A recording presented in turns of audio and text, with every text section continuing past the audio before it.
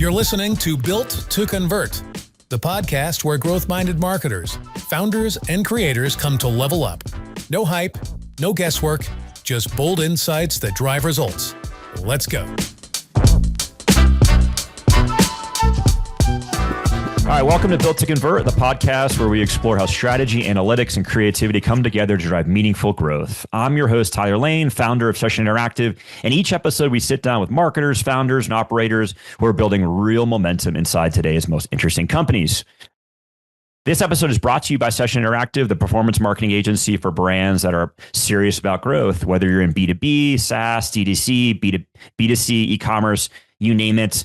We help marketing teams cut through the noise with smarter SEO, GEO, paid media, AI integration services, and analytics that actually drive revenue. Learn more at sessioninteractive.com. All right, fun one today. Really flipping the script. Excuse me. On that too. Yeah. On the guest today, we got a prolific figure in the house. My guest today has done something most of us in marketing only talk about. He actually sat across from the people shaping an entire industry over and over for nearly 2 decades. Mike Lawson is a founder and host of CUbroadcast, a credit union industry's leading and longest running video talk show with thousands of interviews under his belt. He's making me, it's a little intimidating, folks, here. He's watched data become a C-suite obsession, leadership generations, turnover, and now AI start working its way into the industry built on trust and personal relationships. So we're flipping the script here. We're not letting Mike interview us today. We're gonna really grill him. So Mike, great to see you. Appreciate your time. Great to see you as well, Tyler. You've been on the show, obviously, Tyler. I have, of course. I was fortunate enough to be invited. And you were honored to make the blooper reel as well. So congratulations on that. So that's a big deal. That is a big deal. Yeah. Hey, how many episodes has it been? Like I said, thousands. Am I undercutting that? Am I over? How are we doing? A little bit. Yeah. It's over 9,000. Wow. Yeah. Wow. It's crazy. Yeah. Every now and then I'm looking like, what? But there's Malcolm Gladwell say once you do something 10,000 times, you've mastered it. So I still have a ways to go before I've mastered my craft. So I love that. It's such just the, again, the diversification of the audience and the individuals, people seek you out and you seek them out. And it's it feels like just a mutual collaboration. And I've enjoyed a lot of the episodes and a lot of individuals, a lot of progressive stuff you've been talking about. So a lot of fun. Yeah, thanks for what you do for the industry. It's pleasure. Awesome. It's an honor. Yeah, it's an honor to be the mailman, so to speak, to deliver some really cool messages to the folks out there. Mike, we like to kind of kick these off with just some background. Obviously, we talked about it just briefly, but you went from journalism into credit union marketing. You did that through newsroom backgrounds. Teach us, talk to us about kind of the process and your interviewing style and kind of that transition from kind of journalism, which is aspects of what you're doing right now, of course. And things that most marketers maybe never learn or kind of aspire to, if that makes sense. I think so. Yeah. I mean, so you're kind of connecting the dots between journalism and credit unions, or and kind of what you're doing, I guess really what you're doing right now, and like your background and what you led to CUbroadcast. I'd love to hear more about that. Yeah, for sure. Yeah, I mean, I did. I wrote locally here in San Diego. I wrote for various newspapers and magazines and stuff for years and years, and absolutely really enjoyed it. One of my favorite jobs was working for a little community newspaper in Del Mar, California, right on the coast of Southern California. And our offices were like a couple of blocks from the beach. And so, after I get done doing my stories for the day, I would grab my surfboard, which I had behind my desk, and I would run down to the beach and I go surfing. It was so wonderful. I got to meet some really incredible people in the community and stuff. So that will go down as one of my favorite jobs. I love CUbroadcast. Don't get me wrong, but that was pretty cool. That was early in my career. San Diego's an expensive place. Yes, it is. And doing that particular job at that salary was really a challenge. So I had to go find a way to make some more money, I guess, to stay in San Diego. And so I found this really cool company called Scimitar. And they've now been purchased by Jack Henry, if you guys don't know that history. But so I started working there as a marketing person there, and I still got to do my journalism thing. I got to interview people within the company and then the credit unions that they serve. So I still got to do my journalism thing, which was a lot of fun, and then write stories in the newsletter and create product briefs and stuff. So that was a lot of fun there. So I still got to do what I love to do, which is interview people. And so fast forward to 2010, I just saw that nobody was doing video in the credit union industry as far as, video interviews and things like that. And I found this really cool app that worked with Skype. If you guys remember Skype back in the day. And made the split screen that we're so used to now on Zoom and Teams and stuff. And so I went, let's just try this and see if it works, And so I kind of guinea pigged this thing on a few of my friends, and it worked really well. The technology aspect of it worked pretty darn good.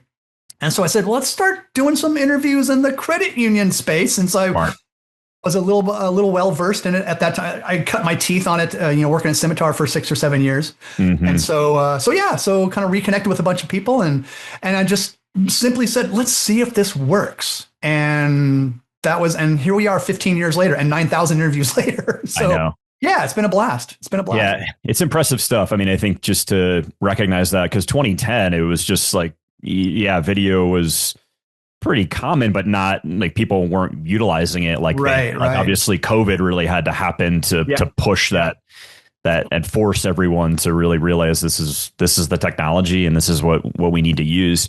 I'm curious, like 9,000, I appreciate you confirming that total. Is there a question you stopped asking because it stopped producing because it stopped producing real answers? I'm curious about that. Like, what's your name? Right. Yeah. No, but I find like those maybe trite or certain things that you were historically would answer or ask and try to get people, and now maybe it's just not as impactful, or maybe a technique or a thought process that you initially thought was really impactful, but no longer is. I'm curious. Putting you on the spot. Yeah, I've never been asked that question before. Yeah. So, wow, kudos to you. Something that I've stopped asking. I don't know. I mean, because every interview obviously is different because the topic is usually different. The content is usually different. I usually have a kind of a set of questions, kind of a framework of questions, but it usually kind of goes down these really cool paths that sometimes you don't expect, and I really enjoy that. So, but I don't know if I've ever stopped asking a particular question. One of the questions I always ask at the very end of an interview is is there anything else? And I learned that early on in journalism school back at San Diego State. One of our journalism school professors that always ask if there's anything else at the very end of your interview, and you will be amazed at the responses you get. And I've never forgotten that. And in 9,000 of my interviews, at least on CUbroadcast, I always ask that. And I'm always amazed at the responses I get, because the people that I interviewed, they go, oh, just one, and they kind of relax. They let their guard down a little bit, and then they give me a really cool kind of end of interview response. So that's anecdotal kind of response. Yeah. So I kind of flip your question on its head. There's I like it. That I always ask. Yeah.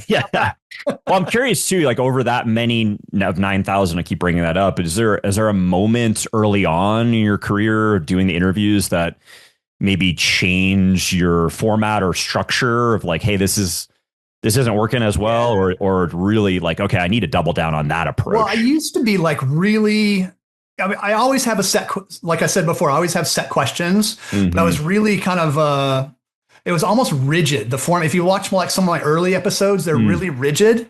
Sure. But the interview process has always been my favorite part of the journalistic process, if you will. There's the research, there's the writing, there's the interviewing, and there's the edit, all that type of stuff. But my favorite part was the interview part, because I always enjoyed this type of banter, going back and forth and drawing the person's personality out, not only their expertise, but their personality as well. And I think that helps with the viewer to bond with that person much, much better than just reading, a story and things like that, which I'm still a huge proponent of reading magazine articles and newspapers and things like that. I mean, I read more today than I ever have before, but in my profession, I really enjoy that bonding experience with the guest and bringing their personality out as well as their expertise. So I don't know if I answered your question there. No, you did. Part of it. So I know. Yeah, it's amazing. I mean, I think that you've inspired me. Obviously, we started the podcast about a year ago, and I think just your ability to continue the conversation and to be genuinely interested, and to get people to maybe not always be so comfortable and maybe kind of unpack and get down to the meat of things, if you will. I think it is an immense skill, and obviously something that you've really honed in and crafted really well over the years. So it's been cool. I always tell people it goes from an interrogation to a conversation very, very quickly. Yeah, exactly. Yeah, it's interesting, as I've witnessed the same thing for, we're only about 40 or so episodes, so I'm one or two behind you, but I'll get there. It's so much fun. As you know, it's a lot of fun. Mike, let's transition here a little bit in terms of data, trust, and AI. I mean, I think there's just obviously a lot going on, and regardless of the industry you're in, obviously I want to fixate on credit unions in particular. You're a part of this series. We've interviewed a variety of executives in the credit union space, from Navy Federal Credit Union to Orsa to a number of others. So it's been really fun to get the different perspective. I'm curious, a comment that you made, you said data went from an IT department topic to a C-suite obsession. Yeah. What's the next topic on that same trajectory right now that you think is really helpful and interesting to people?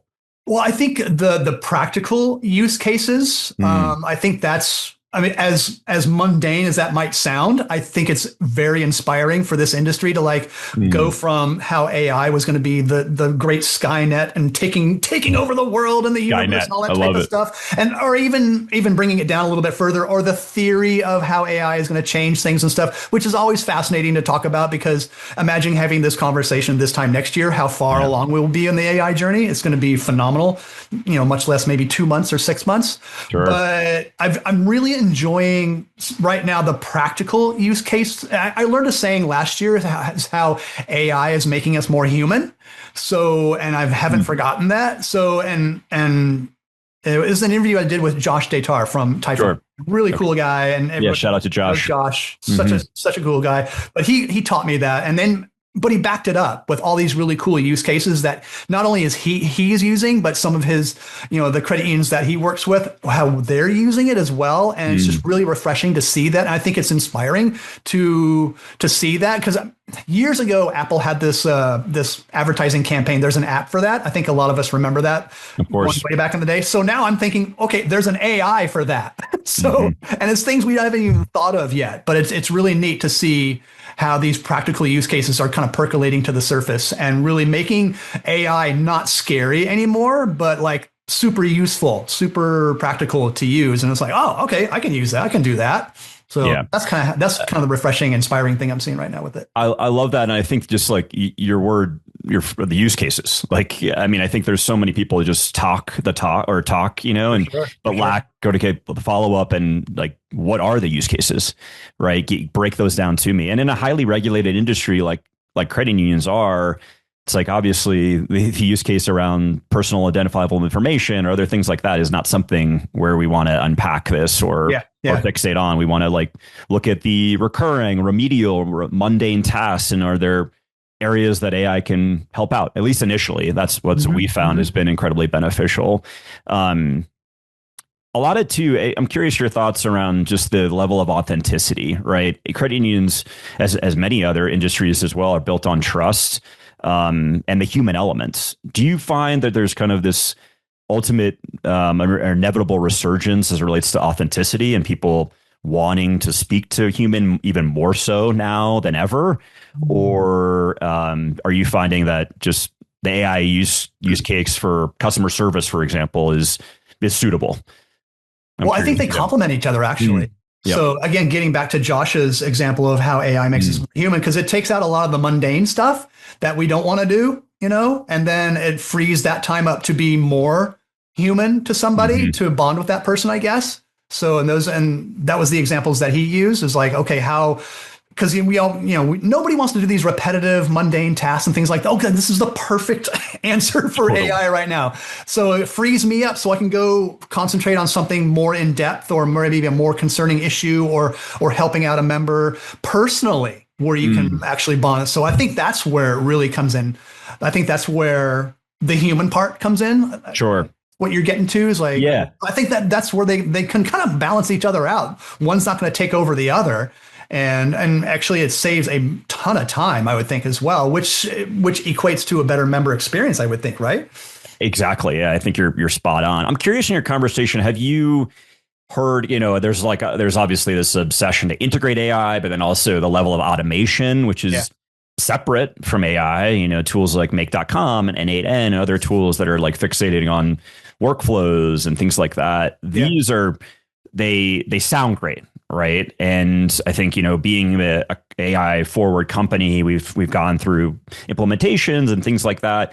I'm curious if you've heard from, not horror stories or anything, but I'm just curious around like where the implementations potentially have failed, or if you've heard that at all. I haven't heard that at all. Those, yeah, because I think maybe nobody wants to talk about it. Right, no one wants to talk about it. They really want to talk about the good stuff, because I think that's something like, naturally, I'm sure it's out there. I'm sure across industries, I think there's just a nervous like middle management. Is that, is there a use case there, and then is this actually a use case to implement automation or no? Yeah. So I think that's just a constant battle and an evaluation period, regardless of the industry you're in. Yeah. I'm sure I'm sure there's like an AI focused publication out there that hears the good and the bad side of everything. Yeah. So, but unfortunately, or fortunately, maybe we're not. So, I am by no stretch of the imagination an AI expert.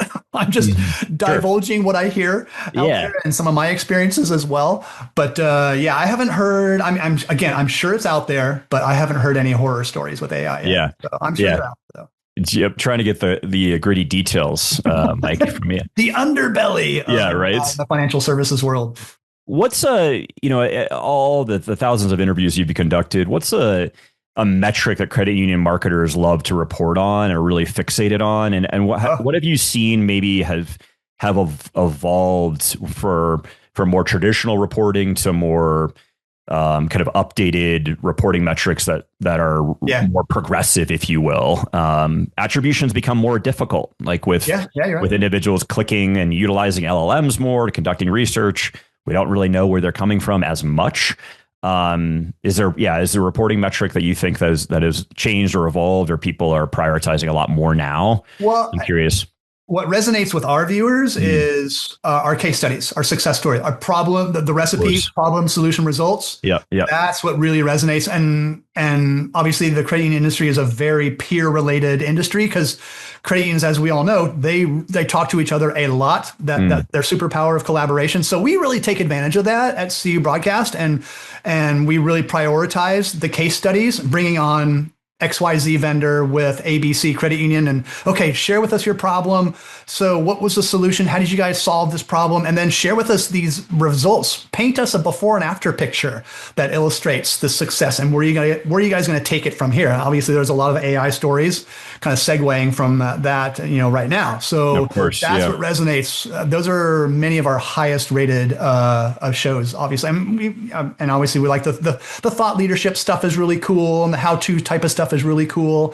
But by and far, our most watched are the case study. The case studies. Yeah. Oh yeah. Exactly. Yeah. It's like people want to be able to resonate. Like, how did you do that? Exactly. And tell me. Yeah. I think it's always my own issue with case studies too, is that it's, we increased by 100%, but we were at 0 before, right? Yeah.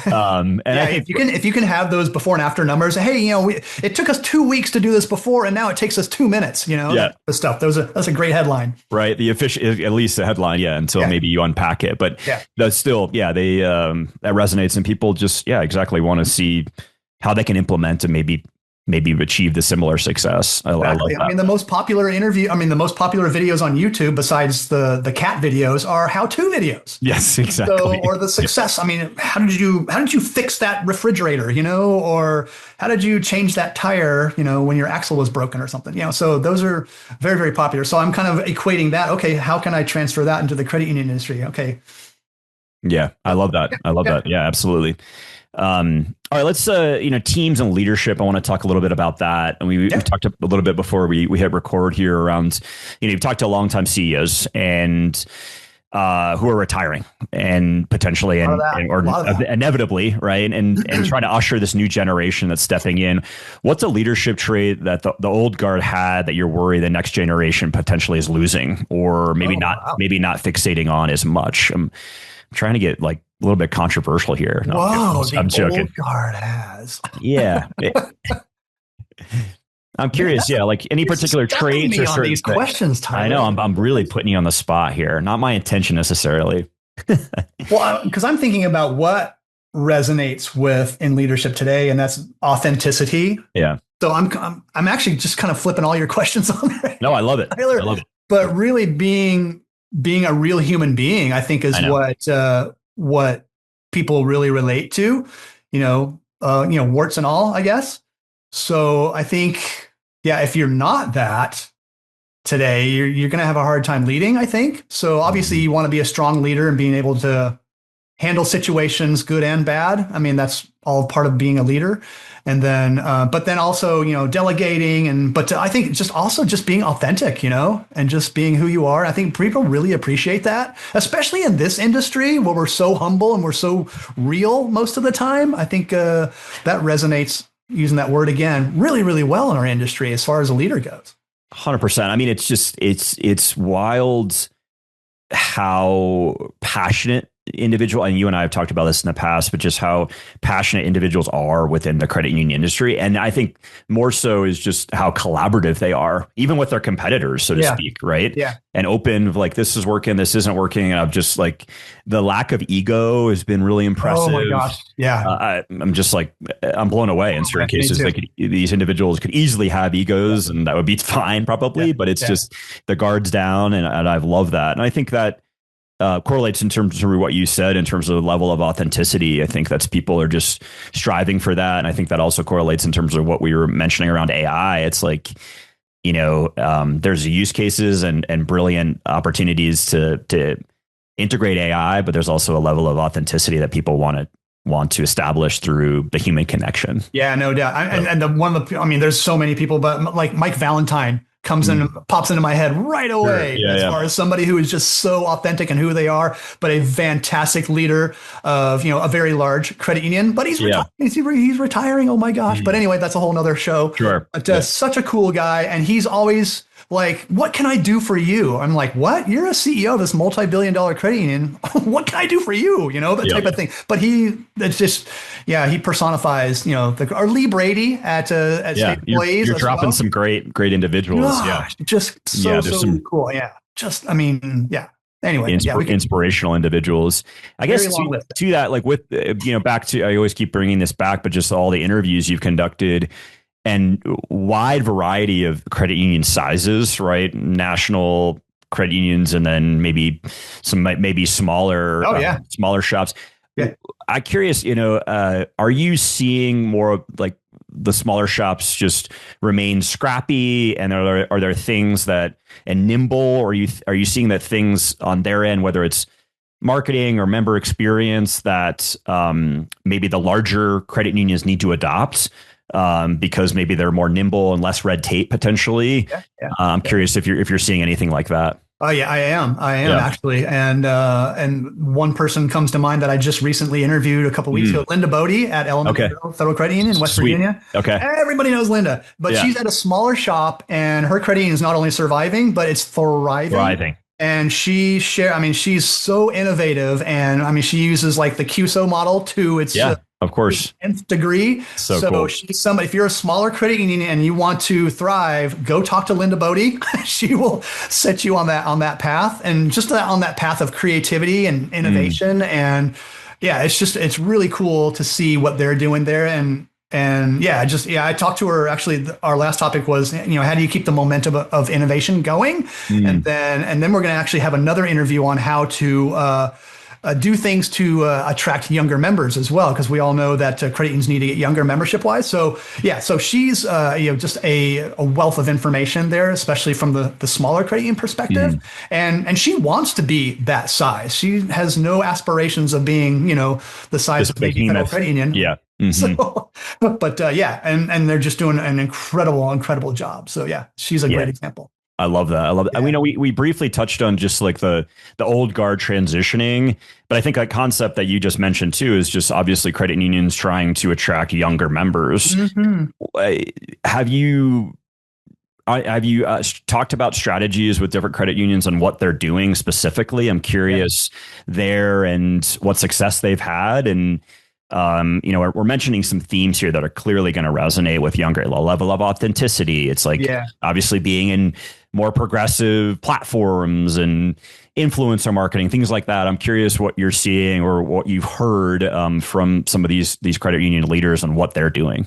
Yeah, that's a big soapbox of mine right now. And I talk about it a lot. Is getting the industry younger membership wise, and I call it my membership succession plan. So I think a credit union needs to have whatever that may be. Yeah, I love it. Because you need to sustain. You got to have these younger consumers coming in to sustain the industry. I mean, any business anywhere who deals in the retail environment or just targets consumers in general. Yeah. I mean, so you need to take aim at the millennials and all those folks. So the Gen Zs, that type of stuff. So, okay, if you want controversy, let's do it. Here we go.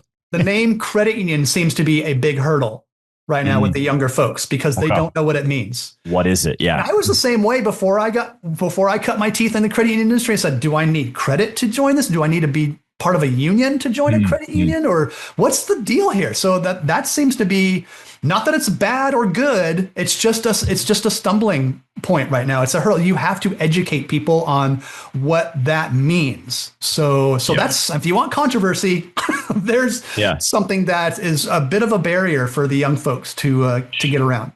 Sure. I mean, it seems like an age old, that came up a lot on the previous interviews I've had with credit union executives. It's just like this constant bank versus credit union and defining them and giving people an understanding of how they're different and allowing them to make their own decision with hopefully an unbiased amount of information. Right. So I think that just, it's amazing. Just that's interesting you bring it up. I've really never thought about, do I need credit to join this?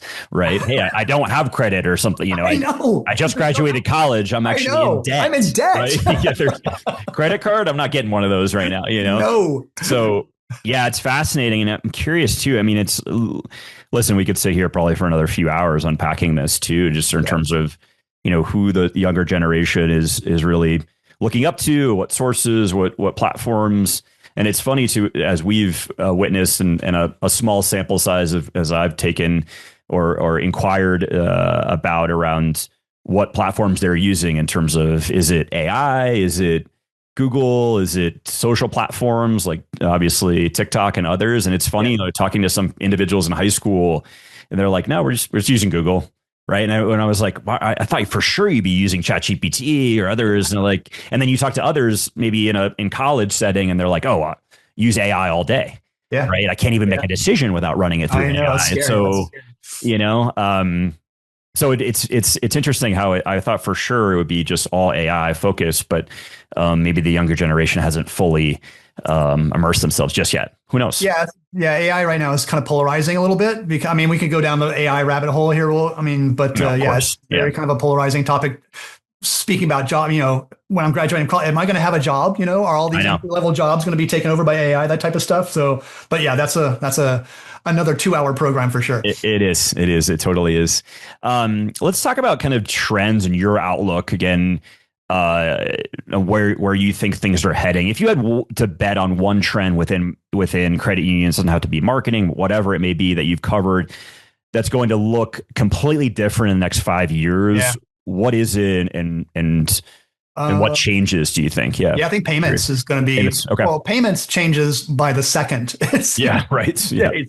So, but I think payments with stablecoin and a lot of the crypto stuff and things like that. I think that's going to be vastly different, real-time payments, all that type of stuff. I mean, again, I am no expert in this area, but from what I'm seeing, it is transformational and it's going to keep your credit union sticky if you stay on top of this. So if because I mean, think about how many times a day do you buy something or you pay for something? So too many times. Too many. And so do you want your credit union to be top of wallet, top of iPhone, top of watch, or however you use whatever your card to pay with.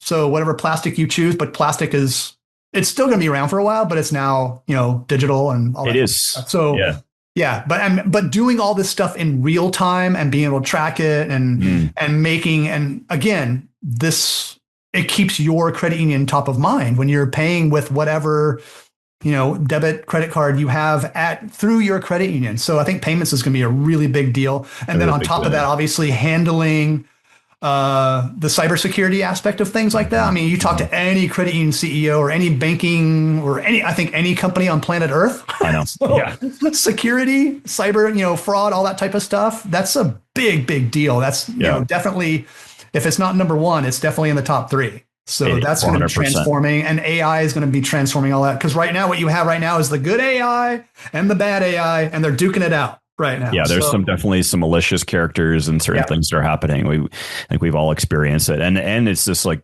steady influx of spam that is clearly AI enabled and other things that are happening. And it's getting so sophisticated. Yes. Back in the day, it was really easy to spot. Today, not so much. Pretty scary. Yeah. It's funny.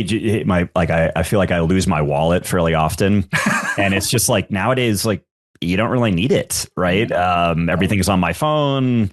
My ID's on my phone. Everything, which is interesting. Probably should still find my wallet though. Yeah, might be a good backup. Yeah, maybe. What's a threat do you see? I mean, we talked about just the to credit unions in particular. We talked about just the definition and the confusion around that for the younger generation. Yeah. Do you find like fintechs and other solutions are a threat to credit unions in terms of what's happening there? Is that framing still accurate, or has that become lazy? Yeah, they're getting closer and closer to becoming full-on banks. Yeah. So I mean, you look at Robinhood; they're just they're a fingernail away from becoming a bank. So and you think about all the SoFis and the Chimes, all that type of. We talk about these all the time. About how they're just eating our lunch, or they're just nipping at our heels, and but they're not full on banks right now, so they're backed up by them. But that's a mega threat right now, and I think there's some. I just interviewed Amber Harson from Mambu, and she talked about an executive order that went through that might make it easier for fintechs to get banking charters. Sure. So and we just posted that one a day or two ago. So, okay. So that's a big threat right now. But on the other hand, fintechs are easier to work with than when they first came onto the scene, half a decade ago, when there was a bunch of animosity between fintechs and financial institutions, credit unions in this case, because they were scared they were going to take over everything. But now the smart parties are seeing that they can both really benefit from this, because the fintech can come in and work with the credit union and having an engaged audience already. Sure. Use their stuff, So and then the credit union goes, oh, we got this really cool piece of technology that will get us even more members and have a better member experience. So that's a really good positive cycle to be in. But then there's the dark side, the fintechs who want to just rule the world, take over the world. Yeah. So that want to become, I don't know if they want to become a full-on bank, because then there's all the regulations and stuff they have to deal with, and I'm not sure if they want to do that. So they'll just kind of like, I don't know, be on the fence there, on the periphery of being a bank. So I'm not sure. You're right. Yeah, and you got to remain. You got to maintain a progressive technology rollout and stack, and you got to adhere to what the next generation is really into and adheres to. So that sounds like a logical collaboration, but also vulnerability as well, potentially. For sure. Yeah. It's out there. Mike, it's been an absolute pleasure. I want to wrap things up. I'm going to just hit you with a massive one real quick. Oh, gosh. Just joking. Oh, man. What's my favorite color? Exactly. What's mac and cheese? What do you, knowing what you know now, what would you tell yourself on day one of CUbroadcast back in 2008, I think around 2008, 2010, when you started things? What would November 3rd, 2010, sir. I love it. 2010. A month before my twins were born. What was I thinking? Yeah, exactly. What would you, of all these interviews, we keep saying that. It's impressive. It really is. And you should really pat yourself on the back and take yourself out to a nice meal once you hit 10,000. I'll approve that. I'll approve that. Yeah, right. What would you say things that you wish potentially you've done differently as a business owner myself? I look back, I've been doing this for about 8 or 9 years on my own, with a decent sized team now, and so many things I wish I've done differently, and definitely embrace the fail forward mentality, but I'm curious if there's something like a subject of like, hey, I wish I started this sooner, or I wish I embraced this or that. Yeah.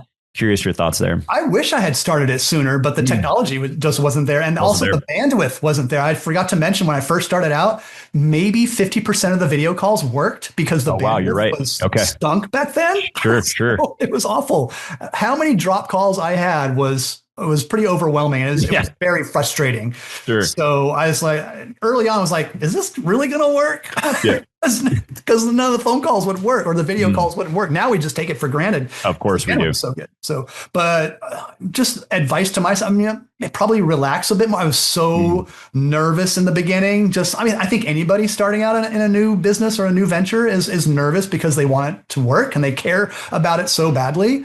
But yeah, just looking back, just relax a little bit and kind of go with the flow a little bit. But at the same time, dot your I's and cross your T's, all the P's and Q's and type of stuff, pay attention to the details. But yeah, and just have fun with it because you're doing this. I mean, when you're working for yourself, it's not 9 to 5. It's, it's midnight to midnight sometimes. Totally. I know. Trust me. So have fun with it, have a passion for it. And and don't be afraid to try new things. We were talking about, how we've both kind of fallen on our faces many times on trying new things, but that's where you learn. That's where that's where I've learned the most is falling flat on my face on something that I tried and just kind of tweaking it or pivoting a little bit and trying it again and seeing how it works. So, I love it. And don't be afraid. Don't be afraid. Exactly. Yeah. Well, you had some pressure with your twins. You mentioned being born. It's like, maybe I have to make this work. A little bit. A little bit. There's some pressure happening. Mike, it's been an absolute pleasure. You're the man, and just your attention to detail, your focus and drive and determination is infectious, and I really appreciate what you do in the community, and excited to kind of continue to follow along as you continue to grow. Where can people interact and engage with you and see your broadcasts? LinkedIn obviously is a good place to interact with you. Social media wise, of course. Obviously the website CUbroadcast.com. Check out all 9,000 of our interviews there if you got the time to do that this weekend. Just binge them, you'll be fine. Yeah. And we're at most conferences. So we're doing between 25 and 30 conferences. So we have our little studio lounge there where we do CU Broadcast live-ish there on site. So you can stop by and sit down, chat it up for 5 or 10 minutes. That'd be fun too. So yeah. That's a great concept to do and just continue to endorse. And hopefully we see each other at Go West. Shout out to Go West and the team out there. I know you're going to be emceeing that. So Go West Max this fall. Good luck. Don't miss it. Yeah, exactly. Awesome, Mike. Thanks again. Thanks, Tyler. We'll be in touch. Yeah, sounds good, man. Thanks. Thank you very much. That was fun. Thanks for listening to Built to Convert. If you're serious about growth, don't just listen. Subscribe, leave a review, and follow us for new episodes that drop straight into your feed. Until next time, keep building.